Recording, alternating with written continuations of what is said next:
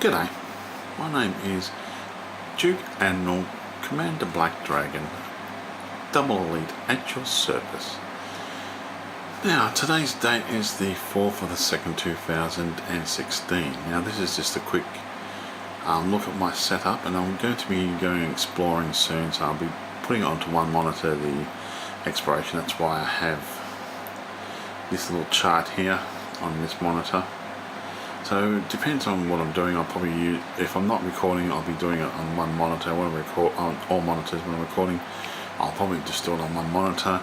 I'll be using Fraps here to record all my videos, and I'll be using the voiceover. I'll be using the Audacity, and I've got TeamSpeak. I've got Voice Attack up here, but I probably won't be using that too much during the videos.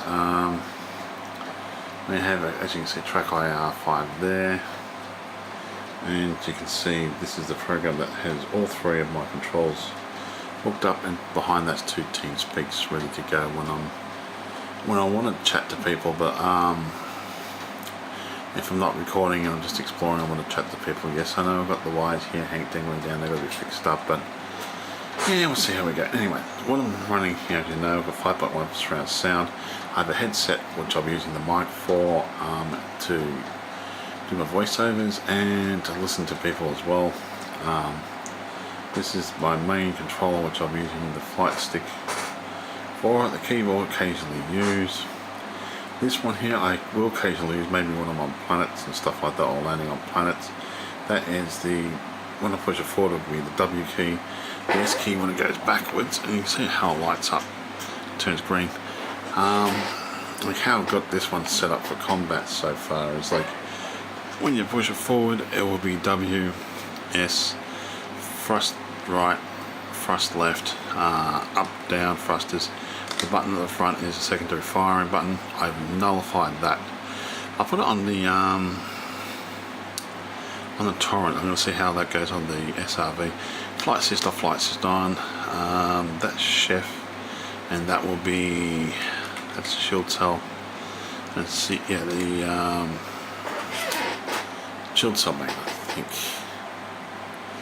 Or was it? I can't remember. Either shield cell bank or heat sinks. I'm not quite sure.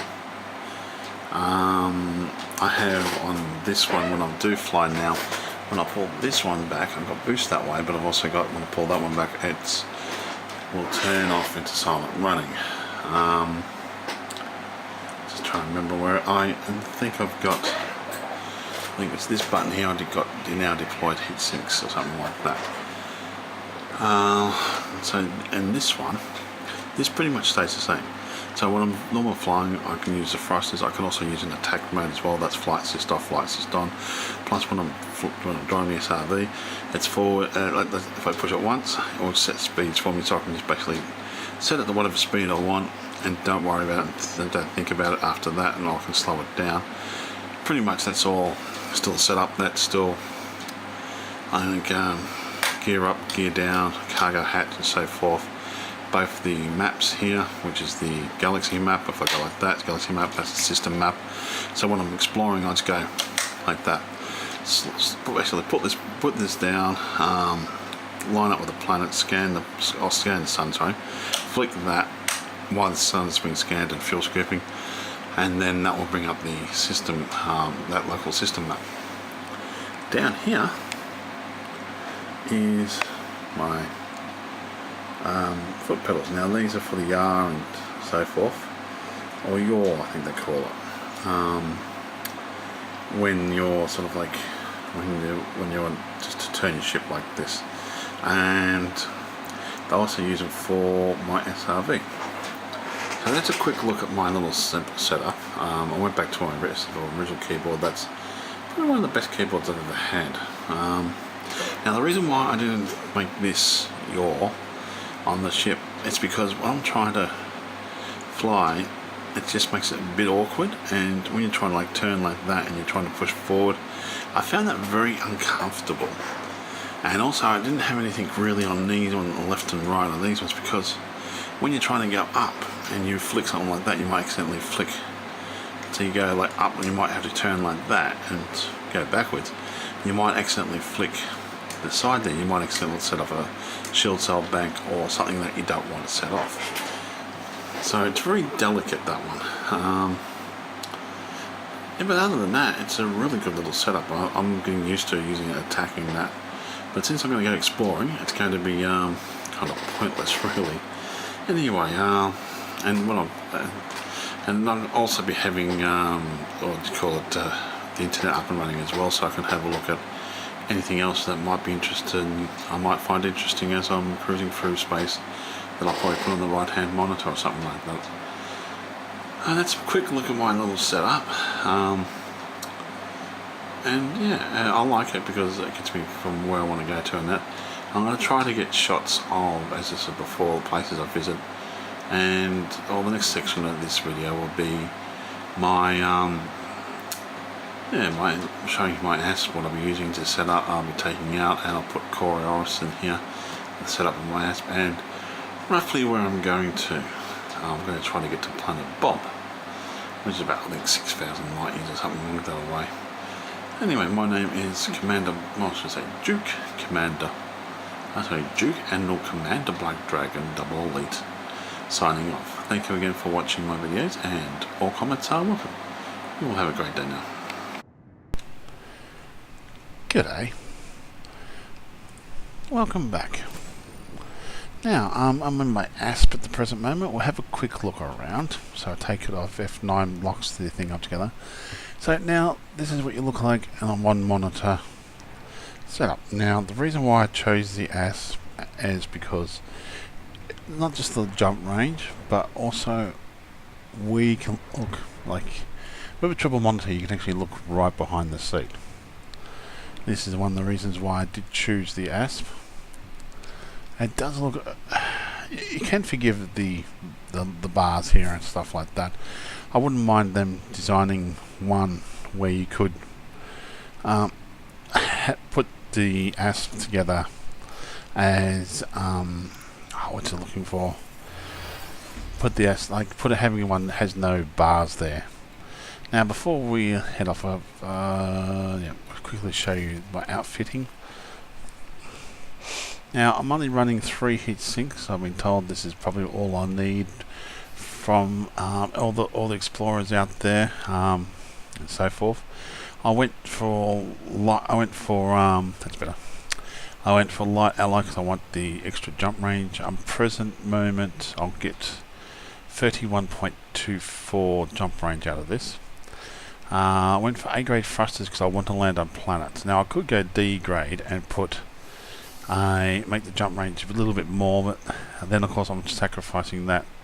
I want to land on planets, and and you want the extra speed out of it when you're in normal space. Frame shift drive, of course, you go for A. I went for life support A because I want the extra time if I do crack the if it cracks the windscreen, could say. Now this was a bit iffy.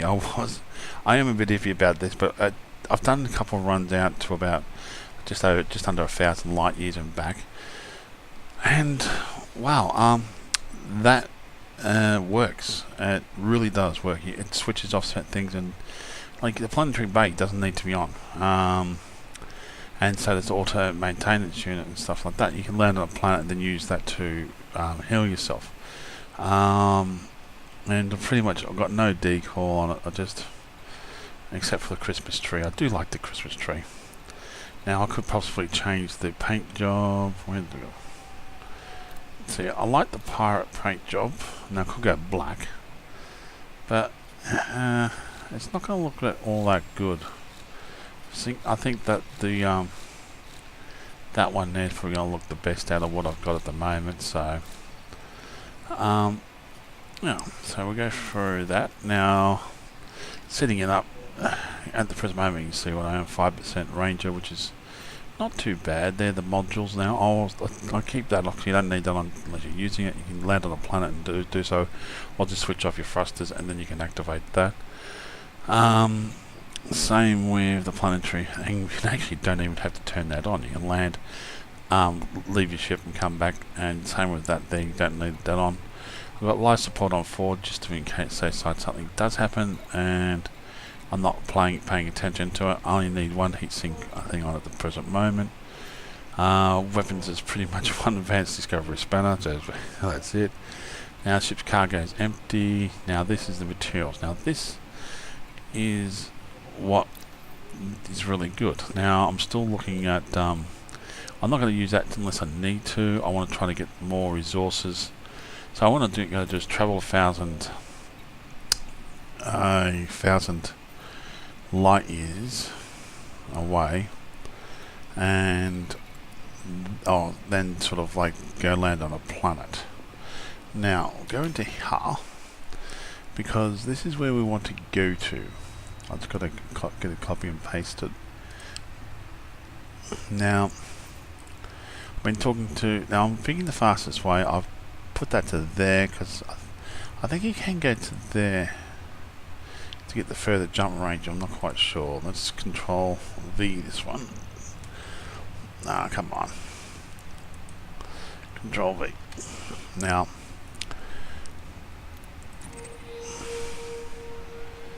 that's exactly where I want to go to.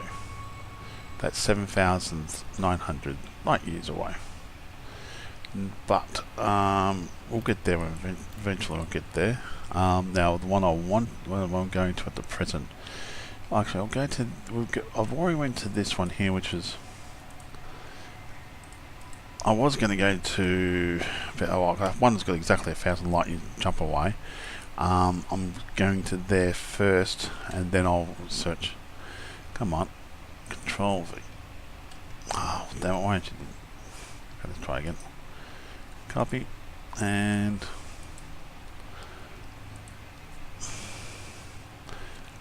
what?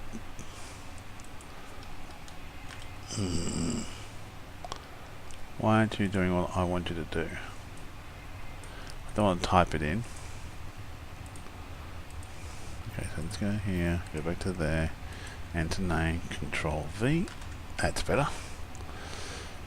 Okay.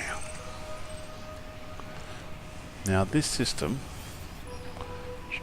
only was 347 light years away, which is not too bad. It didn't take me that long to get there, and I managed. The reason why I came back is because I actually found my name on all things.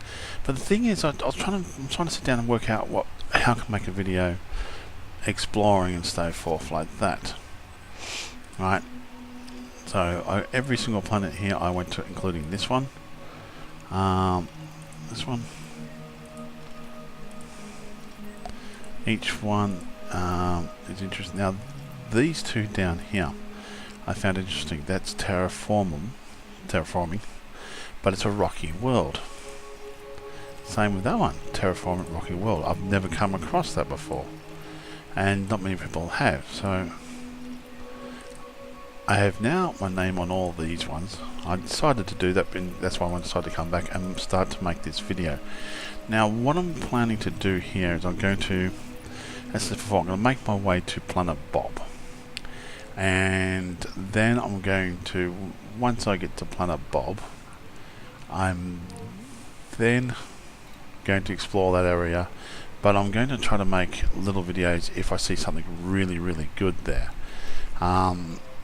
If I don't see anything really good, then yeah, I'm just gonna just keep going. I won't worry about making any videos. Most of the time I'll probably I'll do it with what do you call it? I'll probably do it with, I'm trying to think the name of it. With a triple monitor setup, I will do that. Now I was heading. Where was I going to? That's Planet Bob. That's where I was at. Now this one here is exactly 1,000 light year jump, and this is how I'm going to try to do it. And let's see if I can do this again. Control V, yes. And we're going to head off there today to do this. And we could let that calculate it's the way it's going to go. So that's where we're going to go to, and Planet Bob's further afield. But we're going down below the core. I don't know if I'll go another 1,000 down or I'll start going across. I'll have a look at when I get down there. When I do get down there, I'll have a look, see if there's any planets I can land on, do a bit of hunting around, and I'll do some recording videos if I come across a really good nebula or something like that there, because I could potentially go down to that nebula right down there, or if there's a planets down there, I don't know. And we'll see how we go. Now, with the planet setup, you have it on map. I've been told this is the best setup. Tick all these ones. They're all the planets you can draw. You can basically refuel from. These ones you can't. And the last three you tick because they're high-paying what's the names. So going down there and doing all that is interesting. And I've been told to tick this off. Once you've ticked that, you tick that off. So when you activate this map again, what it does, it gets rid of all the blue lines. I didn't know this before. So when I go back to here, that's gotten all the blue lines taken off. So when you build, unless you've got a really good computer, it pretty much does that. So it's at 30 light year jumps. Let's probably bring that down. I'm going to probably bring that down to maybe 6. So let's go see when you put that on, see how that lights up, and we turn it off. It doesn't. So hold on, let's put that back on because we want to go back to there, recalculate it. And that one.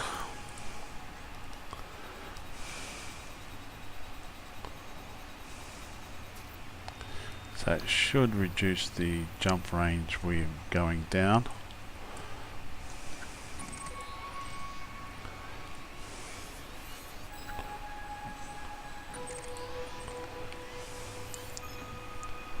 We'll see how we go.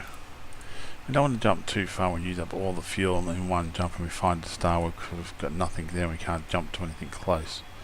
So I've got to be careful how I want to set this up here.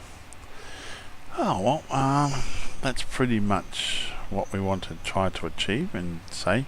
I will do some videos along the way of what it looks like, and I'll keep a list of all the places I've gone to, like before, where I've explored it all, and I'll write down the names so when I get back to civilized space, if no one else has been there and scanned it, I then can pretty much go to onto another video and quickly show you where I've been and what it looks like in those areas. And if I can do some recording of some really nice systems where you get the sun's light and stuff like that, and how it looks. I don't want to use the cam itself. I know you could use the external camera, but I don't want to use that. I want to try to use it from the ship's point of view, like where you're sitting, and that's what I'd like to be able to walk around one day in the ship. Because you imagine walking around at some of the levels and looking at some of the views and recording it from that point of view. It's like you stand up, walk around your ship, and you see different things, and you can record it that way. That would be awesome. Then I'll probably take out the Corvette or something because it's got an observation deck there as well. But the reason I know you can do this, get a further jump range in the Anaconda, but I want the view. Pretty simple. It's like, look at this. You don't get that view in an Anaconda. Like, I can see where I'm going to go past. If I go even with a triple monitor, I can see even one monitor. You can see the sun go past, and it looks really good. It looks absolutely awesome. And with a triple monitor, it looks even better. And when you look down, you got the sun underneath you. This thing here, I wish wouldn't pop up so fast, because I'd really like to get that nice shot when I'm looking down there, as the sun goes underneath me without having that to block your view. I don't know. I might have to change the the thing of it. But as I said before, it's really good. I like how it flies, this ship. And it handles itself landing on planets really, really well. and just flying through space and handle something. You've got to be a bit gentle sometimes on some of the heavier G planets, so you don't start cracking this thing and running out of oxygen. Anyway, my name is Duke Admiral Commander Black Dragon Double Elite signing off. Yeah, I'm 5% Ranger, which is not too bad. When I went to that system I showed you before, that gave me 4%. Going there, exploring that, first time exploring, and then coming back. Okay, to go to this other system, it's going to take 38 jumps. Anyway, thank you again for watching, and all comments are welcome. Please subscribe if you do like this video, and yeah, we'll be in touch, Commanders, and you all have fun flying.